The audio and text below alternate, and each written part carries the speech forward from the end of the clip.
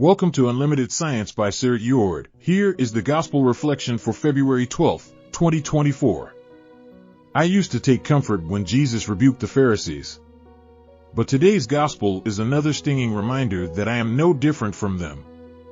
While I might not have the opportunity to stand in front of Jesus and argue with him to his face, I do essentially the same thing in my inner life.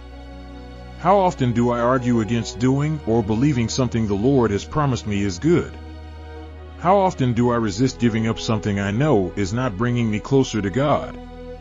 I cloak myself in excuses, deferrals, and demands for proof, when the real reason for my reluctance to obey the Lord is not that I don't want to, but more heartbreakingly, that I don't trust him.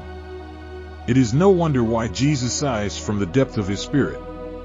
Consider how we love our children more than anything else in this world, and how it is all the more frustrating when they refuse to brush their teeth, eat their veggies, or put on their seatbelt. Don't you trust me, little one? I know what's good for you.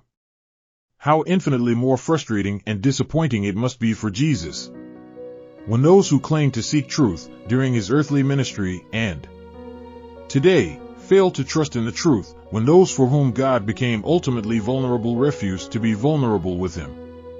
But there is good news. How infinitely more glad must the Lord be when we trust him?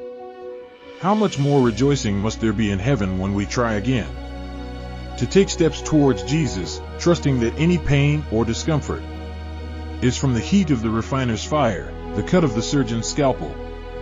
And how much more ought we to rejoice, too, when we make these courageous steps by grace, we will find ourselves, with Jesus, on a ship destined for other shores.